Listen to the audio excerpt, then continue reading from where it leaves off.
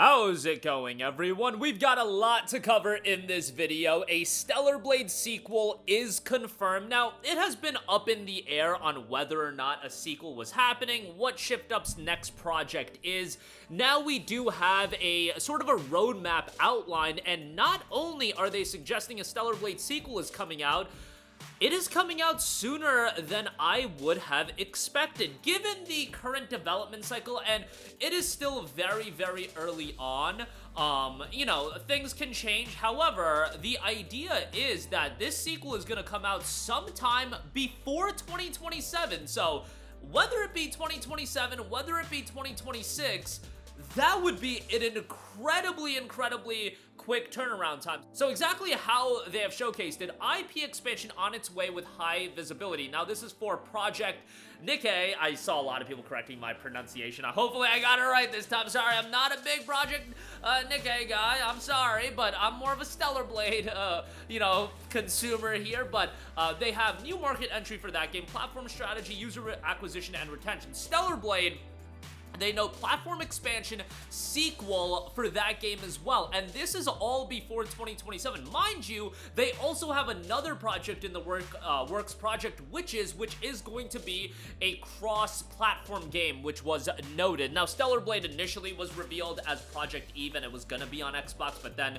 Sony came in with the deal. Shuhei Yoshida, I believe, visited ShiftUp and secured that deal, so credit to my boy Shuhei, because that dude was making deals back in the day and secured one of the most notable IPs for PlayStation. Like, let's be honest here, in terms of an IP with an incredibly high ceiling in today's gaming ecosystem, Stellar Blade is exactly that. And if we're talking about establishing mascots for PlayStation and IPs that PlayStation can build around, Stellar Blade, I feel, has a far higher ceiling, and I'll say it, than something like Horizon. I'm not saying it has as high of a ceiling as God of War, and Horizon, for my money, is my favorite PlayStation IP. Like, that, for some reason, I love Horizon and I love those games, but when I compare Stellar Blade to some of these other IPs that PlayStation has, the ceiling for it is incredibly high, because right out the gate, you've established it as this IP that now a lot of people are going to gravitate to it.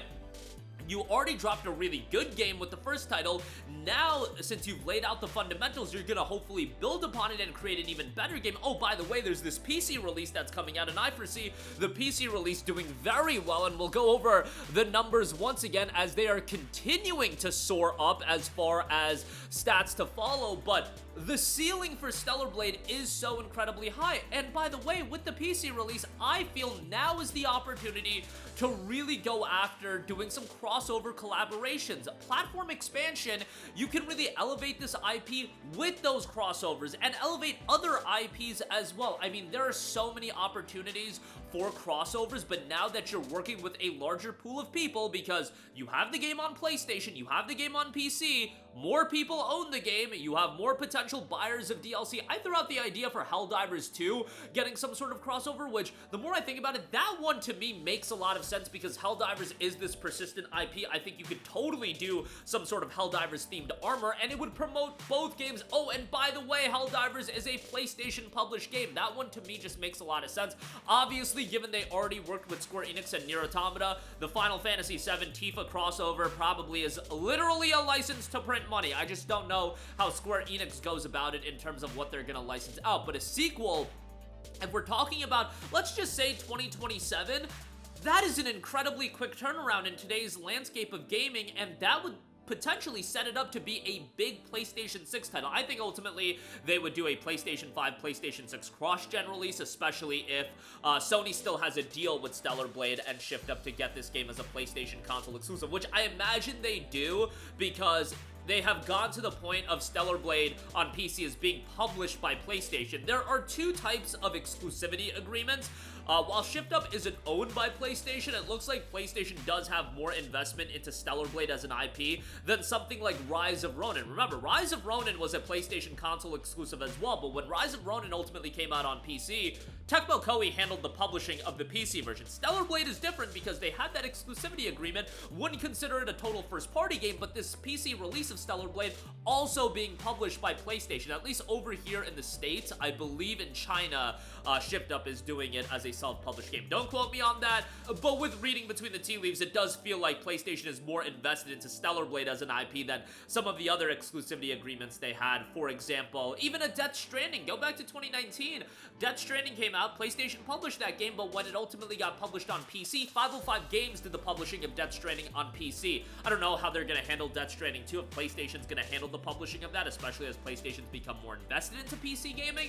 That could be a little bit different, but with Stellar Blade, it should be a showcase that they have a lot of investment into this IP, and I think once they see how this game does on PC, and if anybody, you know, outside of the fact of the de novo element of it and the region locking, which, yes, it's unfortunate, I still see this game doing outstandingly well on PC, and we already have some of the initial numbers to go over, particularly the followers, and just kind of reading into, and I feel like I do a fairly good job of differentiating between the vocal minority and the actual majority of PC gamers. I feel like PC gamers are going to gravitate right towards Stellar Blade. Yes, there's the modding aspect to it. I don't think people in a vacuum even care about the modding. I think the modding is going to lead to a lot of social media traffic, and people are going to post the mods on social media. It's going to advertise the game, it's going to promote the game, and more people are just going to check it out. That's kind of how these things work, and the second people see the Stellar Blade banner on Steam, even all of her glory on Steam, I think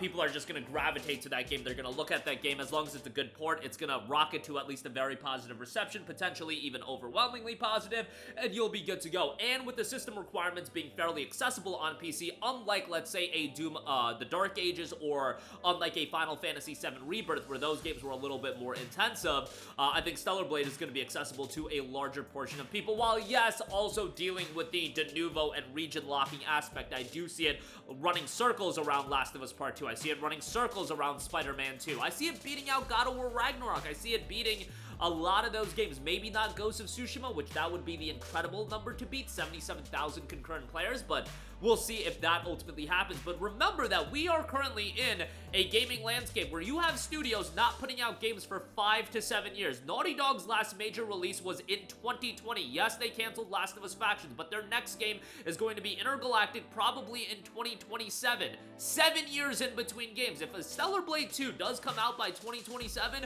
you're talking about a 3-year turnaround time, which that would immediately make Shift Up one of the most valuable assets that PlayStation has an agreement with. You've got a lot of these other studios 5 years, 6 years, 7 years, and you're talking about a new IP doing as well as Stellar Blade and potentially getting a sequel out within a 3-year turnaround period. That's remarkable, and that is a studio to heavily be invested into. And if you're talking about platform expansion as well, the PC release could happen, and who knows, if it releases on PC, PlayStation's been open to releasing games on Nintendo platforms as well.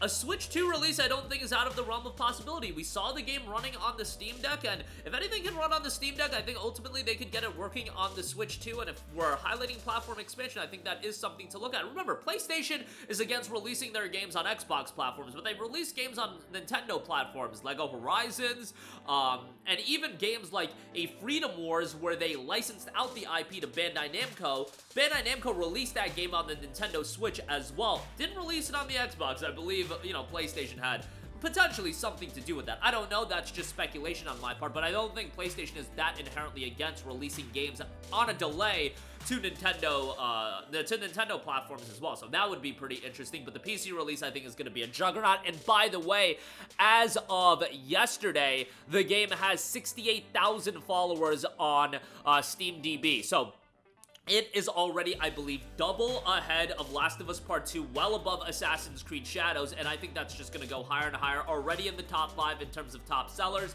I don't know if it's going to break 100k concurrent players on Steam. That would be absolutely monstrous, but it might have a big impact in China as well, where it sells a ton of copies in China. We'll see how that turns out. That would ultimately skew the numbers a little bit. I mean, it's ultimately people buying the game, but we saw with Black Myth Wukong, it was like north of 2 million concurrent players. Stellar Blade's not going to get anywhere near that, but a lot of those people in China, if they do gravitate towards the game, that's going to bolster up the numbers quite a bit, where those are people playing the game, but it's obvious that a game like Stellar Blade would be bigger in China than a Last of Us Part 2, a Spider-Man 2, and a lot of those other games, given that it's being released by Shift Up. But that'll do it for me. Interested to hear all of your guys' thoughts. Stellar Blade 2 looks to be coming before 2027. Incredible news there, and the PC release is going to be an absolute juggernaut going by the early numbers Juggernaut or the other PlayStation PC releases. Relative to that, you know, it's always about relativity, and you're talking about a delayed release here. So that'll do it for me. Let me know all of your thoughts in the comments section down below. Sound off there. Thank you for watching, and goodbye. Hey guys, we hope you enjoyed the video, and if you did, make sure to hit the subscribe button, and if you're already subscribed, do us a favor and hit the bell icon. This way you'll be notified whenever we post a new video. That's the best way to keep up with all of our uploads, and we usually try to upload 2 videos a day. And with the bell icon hit, you'll be notified whenever we do upload a video. As always, thanks for watching.